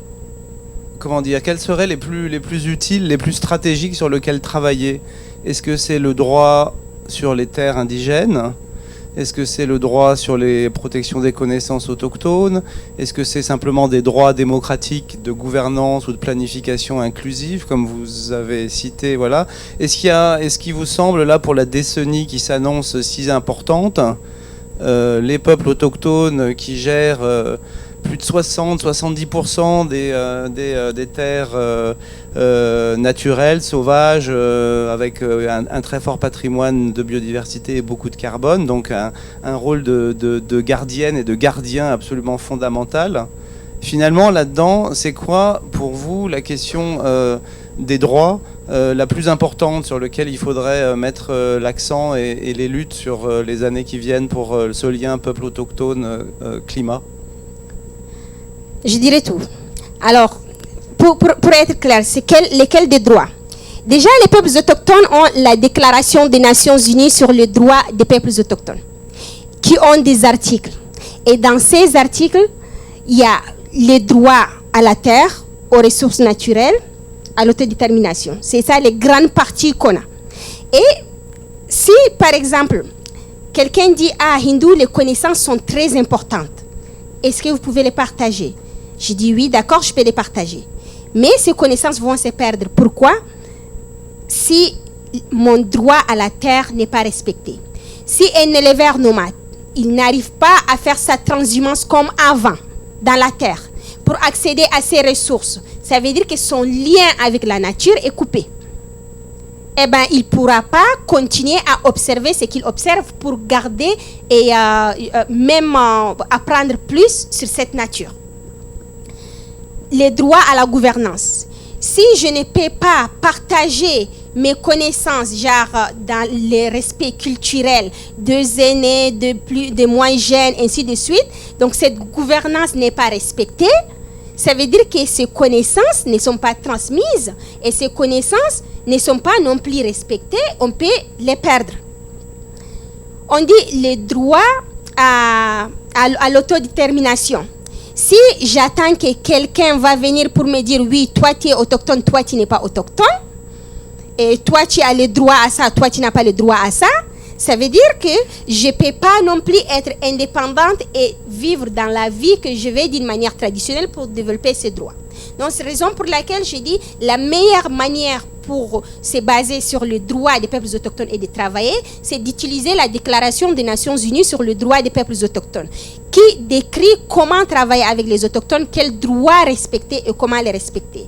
Les autochtones partout dans le monde, à ce qu'ils soient dans l'Amazonie, Arctique, dans l'Himalaya ou bien ceux qui sont en Afrique, les droits sont simples. Les droits à la terre et aux ressources naturelles, c'est le primordial pour nous. Si on a cet accès à nos terres, à nos ressources, ça veut dire que nos langues ne vont pas disparaître car nos langues dépendent de la nature dont on dépend et nos connaissances dépendent de ces natures dont on dépend. Donc c'est comme ça qu'il faudrait intégrer ces droits. Et quand on est dans les négociations internationales, surtout là, Jules, tu me fais revenir sur la COP25. L'article 6 sur les marchés de carbone, c'est ça qui a été un grand blocus des négociations depuis la COP24 à Katowice et malheureusement jusqu'à cette COP. Mais nous, les autochtones, on est contents que ça n'a pas marché, d'accord, parce qu'il n'y avait pas de critères remplis. On voulait juste le respect des droits humains, y compris les droits des peuples autochtones, soit dans cet accord. Personne ne voulait, même les pays développés. Les pays développés qui sont la mère même des droits humains, de la démocratie. J'ai dit oui, les droits humains quand ça vous arrange, la démocratie quand ça vous arrange, mais quand on parle des marchés de carbone, niet, personne ne parle. On n'est pas assez leur parler à l'individuel, aux ministres, en collectif. Ils disent oui, c'est très important, vous savez, nous, on supporte toujours les droits humains, les droits des peuples autochtones, c'est pour ça qu'on a ceci, c'est pour ça qu'on est cela, mais on ne peut pas parler parce qu'on est dans le groupe. Qu'est-ce qui vous empêche de parler? Excusez-moi, quand ça vous arrangeait, c'était vous en premier qui disiez droits humains, démocratie, mais quand ça ne vous arrange pas, c'est le marché de carbone, personne ne parle. Et c'était les pays en développement qui étaient de l'autre côté normalement qui parlaient de ça. Donc c'est ça pour vous dire, ils ne voulaient pas parler de cette autodétermination, de cet accès à la terre, accès aux ressources naturelles, aux communautés. Comme ça, ils vont limiter les marchés si déjà on protège 80% de la biodiversité. Et si nos droits sont respectés, ça veut dire qu'on ne va pas laisser la dégradation de l'environnement et l'extraction industrielle sur nos terres. On va se battre et on va protéger la nature, mais qui vont être impactées, c'est les ressources financières. Eh bien, si les ressources financières sont impactées, là, les droits ne sont pas bons. Donc, c'est comme ça qu'il faudrait prendre les droits humains. Ce n'est pas seulement pour nous. Si on protège les droits des peuples autochtones, on protège les droits de toute l'humanité. Parce que nous, on protège l'environnement, pas seulement pour nous, mais pour toute l'humanité. Si quelqu'un à l'Amazonie protège la forêt et quelqu'un qui est à Sao Paulo respire l'air pur parce que cet autochtone l'a protégé. Si on a tout coupé, il ne peut pas respirer cet air pur de là où lui il est. Donc il faut le voir en holistique en général les droits des peuples autochtones. Merci beaucoup. Donc une question de monsieur devant. Et après je reviendrai par là. Merci. Alors moi je voulais savoir, en tant qu'advocate ou ambassadrice ODD, quelles sont aujourd'hui vos actions sur la jeunesse? Comment en 2030 on sera de bons élèves des ODD? Je suis aussi jeune, hein? Donc non, je crois que l'action des ODD pour la jeunesse, c'est de leur faire comprendre que c'est leur vie, c'est leur présent. On a tendance à dire toujours c'est les futurs de la jeunesse, c'est le futur de la nouvelle génération, c'est vous maintenant le maître. Ben, ils oublient que c'est notre présent.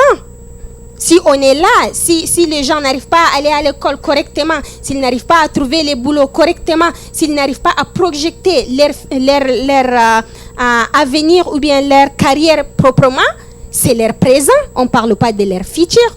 Donc c'est comment sensibiliser la jeunesse à comprendre que les actions de maintenant, c'est pour votre présent d'abord. Et si on parle des 17 objectifs des ODD, on ne peut pas dire je promouvois l'éducation par là et la santé par là et le climat par là, la terre par là. C'est de les promouvoir tous ensemble. Si on est en train de faire les actions en singulier, on peut dire qu'on a atteint 5 objectifs sur les 17, mais ils vont tous tomber dans l'eau parce qu'ils sont interliés. L'objectif 17 qui est le changement climatique, ben, si quelqu'un qui n'a pas mangé, qui est l'objectif 2, ou bien si quelqu'un qui n'a pas eu des ressources, qui n'est pas sorti de la pauvreté, l'objectif 1, ben, il ne peut pas atteindre l'objectif 13. Et l'objectif sur la Terre, si l'objectif du changement climatique n'est pas mis en œuvre, bon, la Terre, elle est dégradée, les 17. Donc, c'est ça l'objectif 17 qui est important, qui est les partenariats. Donc, ça ferme tous les autres. C'est ça que la jeunesse doit prendre en tête. Donc, les partenariats, c'est le plus important. Échanger des informations, c'est le plus important. Et pas que ces 17 objectifs finissent aussi pour ceux qui sont allés à l'école, connaissent lire et écrire, mais aller dans le monde rural. C'est de ça qu'on va parler des décennies de comment on dit ça, localisation, de localiser les ODD, pas de les généraliser, de parler sur les médias, mais de les localiser pour que la mise en œuvre soit effective là où les gens n'en parlent même pas des objectifs 1, 2, 3, mais qui en vivent de ces objectifs. Alors peut-être, je crois qu'il y avait des questions sur cette partie de la salle. Oui, monsieur derrière. Et puis si c'est, 2 questions, donc questions courtes et après nous pourrons conclure. Donc, et monsieur là-bas et puis monsieur. Alors 3 questions, pardon. Donc questions très brèves alors. Oui, bonjour, merci beaucoup pour votre intervention. Luc Mauchamp du ministère de la Transition écologique et solidaire, je travaille sur la biodiversité. Et je voulais savoir comment vous envisageriez chez nous, où nous n'avons plus de mamas, puisque pendant 70 ans on a liquidé les savoirs traditionnels de nos mamas, comment vous pourriez les aider, nos grands-mères. Voilà. Donc comment vous pourriez nous aider à retrouver ces savoirs traditionnels, puisque j'ai bien compris que le problème c'est qu'il faudrait déjà qu'on vous aide à les préserver chez vous, mais on voudrait bien nous aussi avoir ces solutions fondées sur la nature et on ne sait plus faire. Est-ce que vous verriez comment réenclencher dans les pays dits développés, je dirais, ces mécanismes de savoir traditionnel et de vie avec la nature, avec le peu qui nous reste de nos anciens paysans, de nos anciens ruraux, qui ne savent plus grand-chose finalement de ces savoirs traditionnels.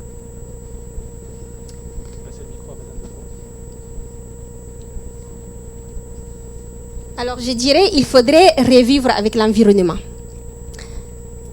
Les gens qui sont à Paris, ils réclament s'il y a des parcs nationaux pour amener les enfants.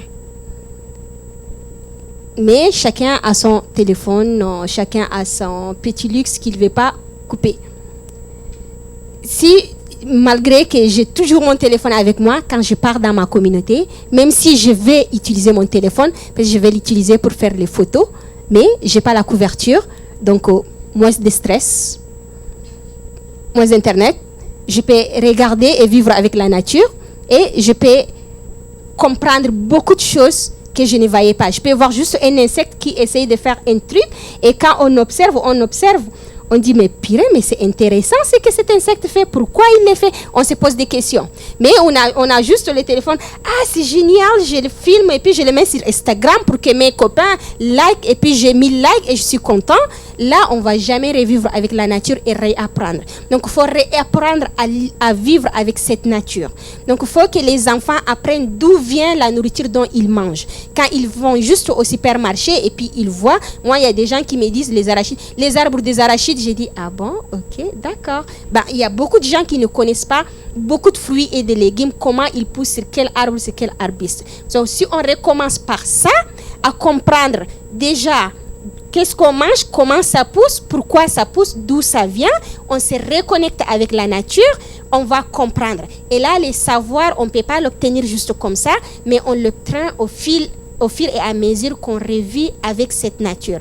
Et les paysans qui sont loin, qui sont peut-être, oui, comme on le dit dans ma communauté, on est des mecs sales, on est machin, ils ne connaissent pas comment utiliser la technologie, mais ils connaissent comment utiliser leur nature. Donc peut-être qu'il faut aussi aller chez eux et apprendre avec eux et comment eux, ils vivent. Et ça, c'est la première étape et le reste reviendra.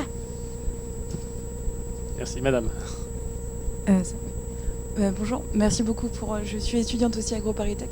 Je voudrais vous remercier sincèrement pour votre présentation qui est touchante et inspirante. J'aurais bien aimé savoir quelle est la représentativité des peuples autochtones en fait dans les conférences internationales, pas seulement les COP, mais d'autres réunions très importantes. Est-ce que ces représentants sont systématiquement convoqués? Est-ce qu'ils doivent faire des démarches plus compliquées pour venir être présents? Comment ça se passe? Alors, d'abord, il faut noter au niveau de l'ONU, on a le Forum permanent des peuples autochtones sur les questions autochtones. Et on a les mécanismes d'experts des peuples autochtones. Donc, les mécanismes d'experts, c'est à Genève. Et ça, c'est une instance reconnue au sein de l'ONU où on se réunit chaque année en mois de juillet. Et c'est ouvert pour tous les autochtones. C'est pour discuter sur les questions de droit et il y a des thématiques. Et on a aussi les représentants des régions, de 7 régions nommées par les autochtones. Quand je dis les 7 régions, on a l'Afrique, l'Asie, l'Amérique du Nord, l'Amérique latine et les Caraïbes, on a l'Arctique, on a le Pacifique, on a la Russie et l'Europe de l'Est. Donc, c'est des régions socio-culturelles reconnues par l'Assemblée générale de l'ONU sous une résolution.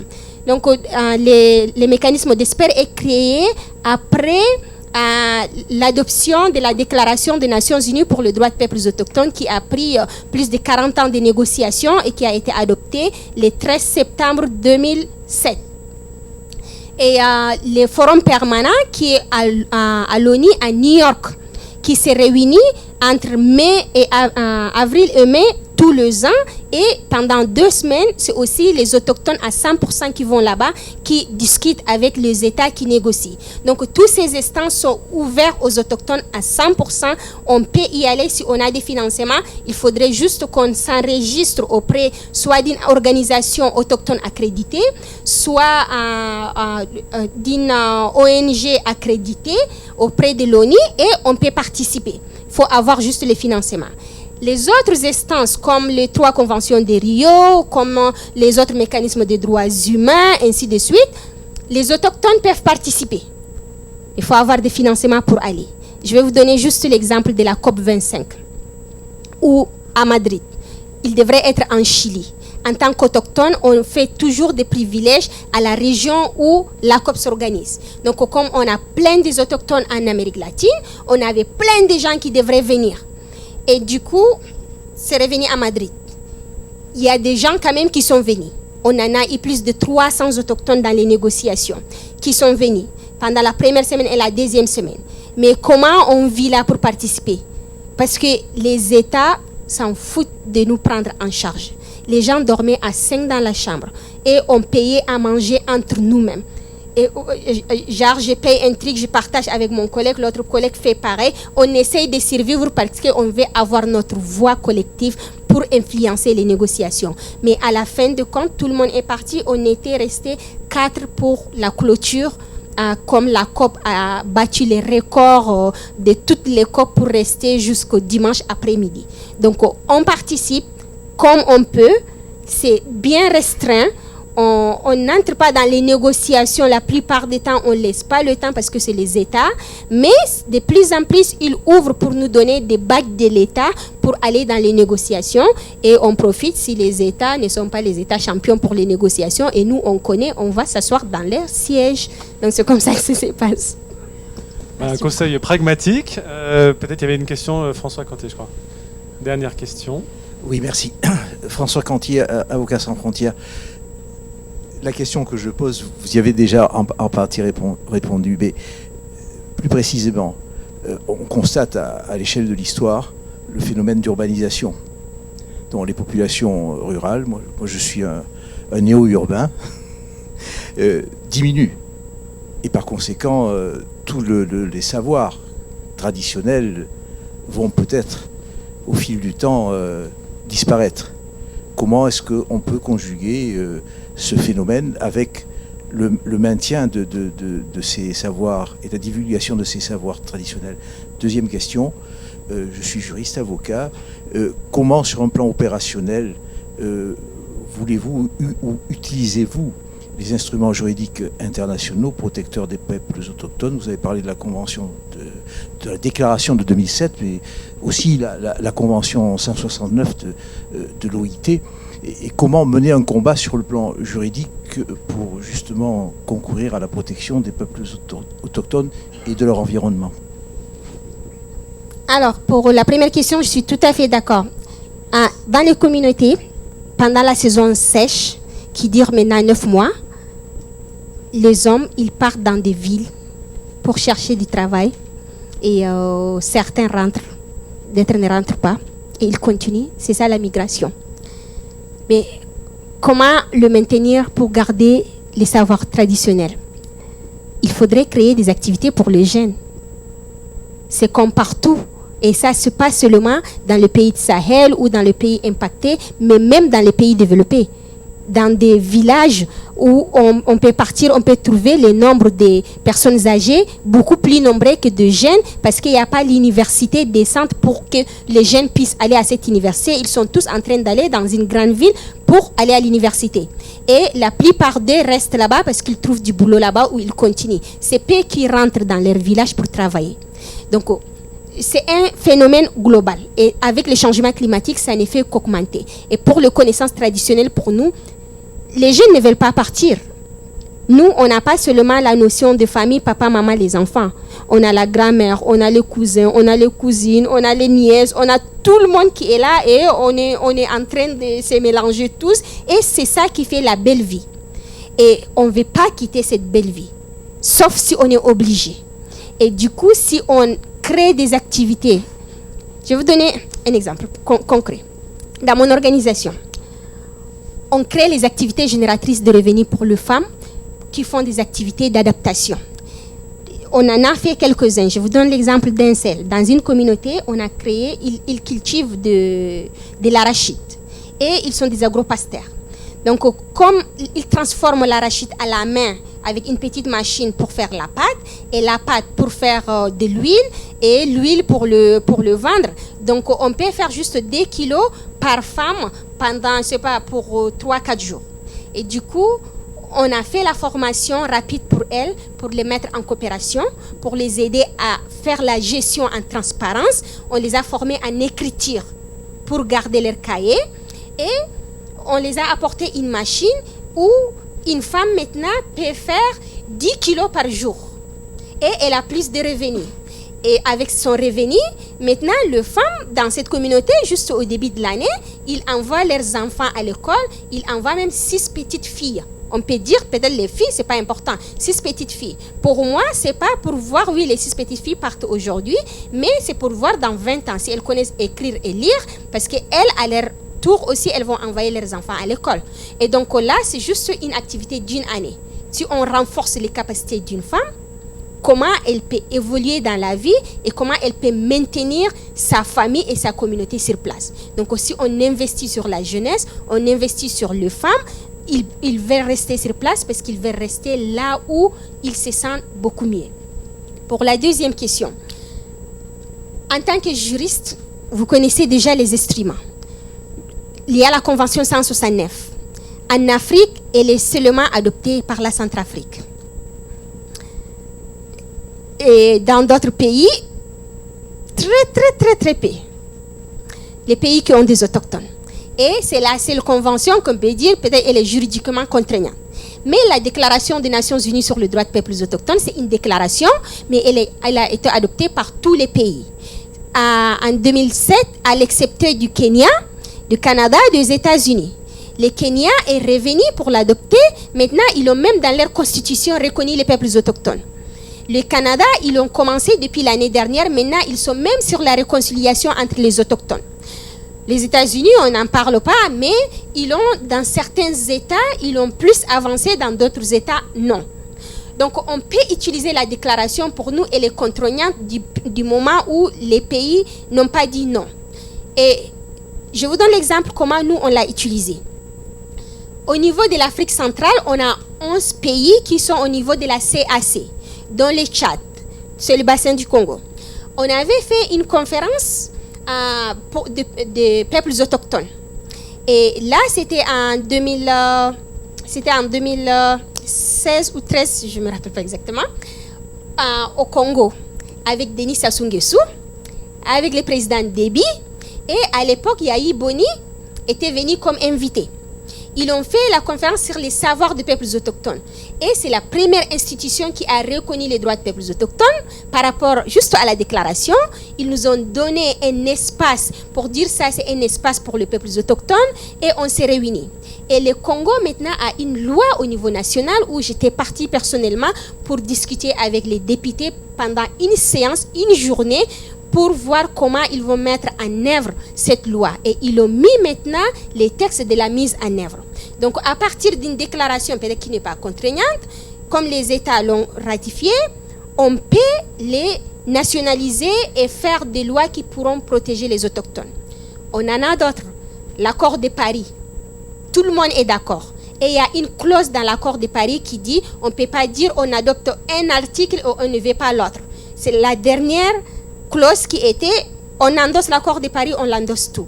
Donc moi, au Tchad, le Tchad a signé et ratifié l'accord de Paris. L'accord de Paris a son article 7.5 qui reconnaît les connaissances des peuples autochtones, a son préambule et le préambule de la décision qui reconnaît les droits des peuples autochtones. Qu'est-ce qui m'empêche de leur dire que vous avez le droit et l'obligation de respecter et d'inclure les droits des peuples autochtones? Donc si c'est juridiquement, on peut aussi contourner pour dire oui, juridiquement vous l'avez, donc juridiquement vous devrez les reconnaître et les mettre en œuvre. Donc je crois qu'on a des instruments qui sont sur place et on peut les utiliser d'une manière ou d'une autre pour faire valoir les droits des peuples autochtones. Et c'est pareil pour Bolsonaro qui ne veut rien faire ou bien pour d'autres personnes qui ne veulent rien faire, qui violent les droits des peuples autochtones tout le temps. Il y aura au moins des juristes qui peuvent les mettre devant des faits juridiques et contraignants pour les interpeller devant des lois au niveau national ou international. Et aussi, il y a la Haye qui a adopté une décision, je ne sais pas comment on peut appeler ça, une ordonnance, sur l'accaparement des terres. Donc l'accaparement des terres, c'est pour tout le monde, mais ça peut être aussi pour les autochtones. Donc les institutions juridiques ont quand même des éléments qui peuvent aider à mettre sur place les droits des peuples autochtones et de les respecter. Bien, merci beaucoup pour d'abord pour la présentation, puis la réponse aux questions, qui nous a amené de l'insecte à la planète, des zones tropicales aux zones glaciaires. Donc merci pour cette hauteur de vue et ce voyage dans le temps et dans l'espace. Et puis aussi, malgré le portrait ou le panorama un peu inquiétant ou déprimant, pour l'énergie, la force de conviction que tu nous as apportée, qui nous remotive, malgré l'échec récent de la COP à Madrid, pour l'année, la super hier qui s'annonce devant nous et qui fera la convergence biodiversité, climat, en tout cas espère-t-on, que tu as dessiné de tes voeux. Donc encore une fois, merci beaucoup pour le temps que tu nous as consacré, la passion et la conviction dans ton exposé. Et puis à très bientôt à toutes et à tous pour de nouvelles rencontres du développement. Merci.